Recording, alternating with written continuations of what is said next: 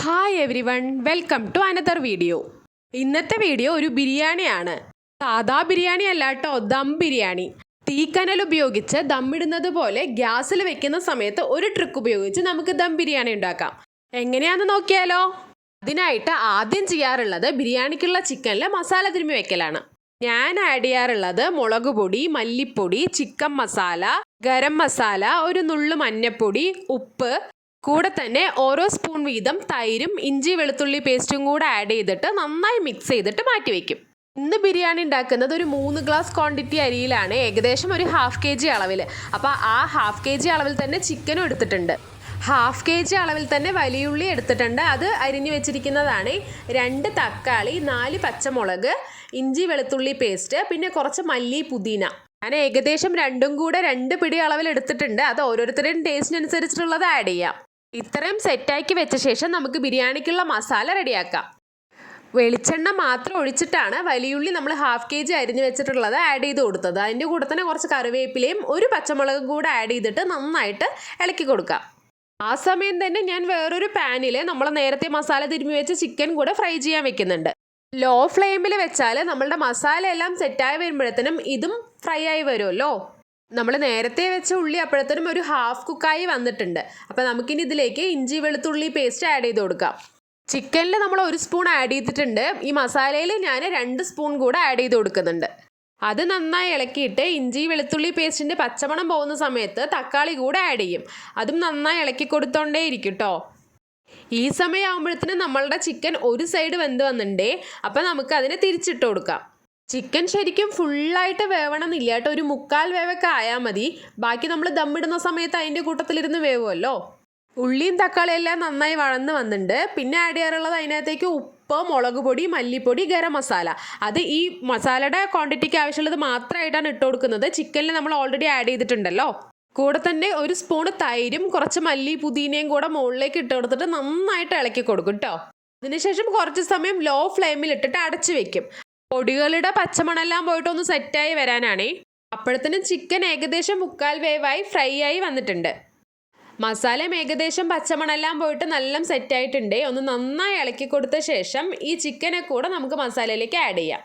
എന്നിട്ട് നന്നായി ഒന്ന് ഇളക്കി കൊടുത്തിട്ട് മുകളിലേക്ക് കുറച്ച് മല്ലിയും പുതിനയും കൂടെ ഇട്ട് അടച്ച് മാറ്റി വെക്കാം. ഞാനിപ്പോൾ ഇതെല്ലാം സെറ്റാക്കിയ ശേഷം അടുപ്പ് ഓഫ് ചെയ്തിട്ട് അതിനെ മാറ്റി വെക്കും. അങ്ങനെയാണ് ചെയ്യാറുള്ളത്.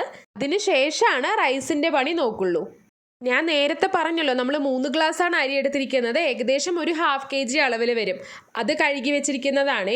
അതിൻ്റെ കൂടെ തന്നെ ഈ പട്ട, ഗ്രാമ്പു, ഏലക്ക അതുകൂടെ എടുത്ത് വെച്ചിട്ടുണ്ട്. അതേ സമയം തന്നെ ഒരു പാത്രത്തിൽ വെള്ളം കൂടെ നിറച്ച് വെച്ചിട്ടുണ്ട്.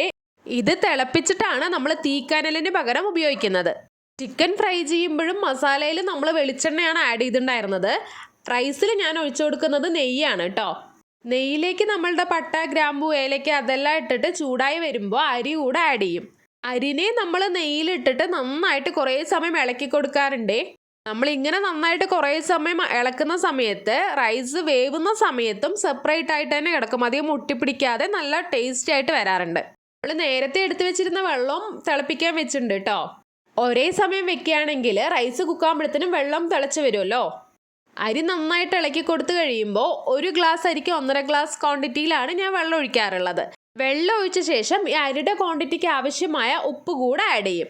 പിന്നെ അതിലേക്ക് 2 പച്ചമുളകും മല്ലി പുതിന നമ്മൾ നേരത്തെ എടുത്ത് വെച്ചിരുന്നല്ലോ, അതിൻ്റെ ഏകദേശം ഒരു പകുതി ക്വാണ്ടിറ്റിയും കൂടെ ആഡ് ചെയ്തിട്ട് പകുതി നാരങ്ങയുടെ ജ്യൂസ് കൂടെ പിഴിഞ്ഞു കൊടുക്കും. എന്നിട്ട് നന്നായിട്ട് ഇളക്കിയിട്ട് അടച്ചു വെക്കും.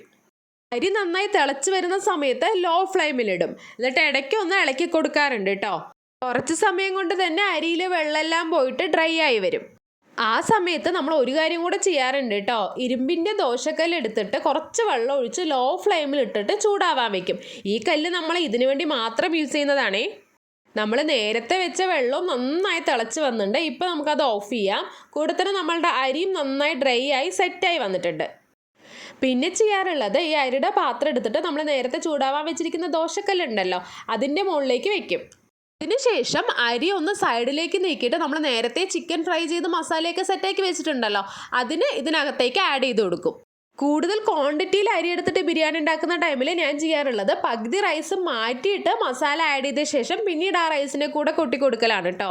ഇതിപ്പോൾ നമ്മളൊരു ഹാഫ് kg അളവിലല്ലേ എടുത്തിട്ടുള്ളൂ, അതുകൊണ്ടാണ് ഞാൻ സൈഡിലേക്ക് മാറ്റിയിട്ട് ചെയ്തത്. ചിക്കനും മസാലയും എല്ലാം റൈസിനകത്തേക്ക് ഇട്ട ശേഷം മുകളിലേക്ക് കുറച്ച് മല്ലിയും പുതിനയും കൂടെ ആഡ് ചെയ്തിട്ട് ആ റൈസിനെ ഒന്ന് നന്നായി സെറ്റാക്കി എടുക്കും കേട്ടോ. എന്നിട്ട് ബാക്കിയുള്ള മല്ലിയും പുതിനയും കൂടെ അതിൻ്റെ മുകളിലേക്ക് ഇട്ട ശേഷം അടച്ചു വെക്കും. ആ അടപ്പിൻ്റെ മുകളിലേക്ക് നമ്മൾ നേരത്തെ തിളപ്പിച്ച് വെച്ചിരിക്കുന്ന ചൂടുവെള്ളം ഉണ്ടല്ലോ, അതുകൂടെ എടുത്ത് വെക്കും. അടിയിൽ ദോശക്കല്ല് ലോ ഫ്ലെയിമിൽ കത്തുന്നുണ്ട് കേട്ടോ. മുകളിലാണെങ്കിൽ ചൂടുവെള്ളം വെച്ചിട്ടുണ്ട്. അരമണിക്കൂർ ഇതേപോലെ തന്നെ വെക്കും. അത് കഴിഞ്ഞിട്ടാണ് ഗ്യാസ് ഓഫ് ചെയ്യാറുള്ളത്. ഗ്യാസ് ഓഫ് ചെയ്തിട്ടും ഒരു അരമണിക്കൂർ കൂടെ അതുപോലെ തന്നെ വെക്കും കേട്ടോ. ആ മുകളിലുള്ള ചൂടുവെള്ളവും താഴത്തെ ചൂടൊക്കെ ഉണ്ടാവുമല്ലോ, അതിനകത്ത് ഇരുന്നിട്ട് അരി നന്നായി സെറ്റായി പാകമായി വരും. നമ്മൾ തീക്കനൽ മുകളിലിട്ട് ഉണ്ടാക്കിയെടുക്കുന്ന ബിരിയാണിയുടെ അതേ ടേസ്റ്റോടെ തന്നെ ഈ ബിരിയാണി വരാറുണ്ട്. ഉണ്ടാക്കി നോക്കിയിട്ട് അഭിപ്രായം പറയണേ. കൂടെ തന്നെ നമ്മുടെ ചാനൽ ആദ്യമായിട്ട് കാണുന്നവരുണ്ടെങ്കിൽ സബ്സ്ക്രൈബ് ചെയ്യാൻ മറക്കല്ലേ. വീഡിയോ ഇഷ്ടപ്പെട്ടാൽ ലൈക്ക് കൂടെ ചെയ്യൂ കേട്ടോ. മറ്റൊരു വീഡിയോയിൽ കാണും വരേക്കും ബൈ.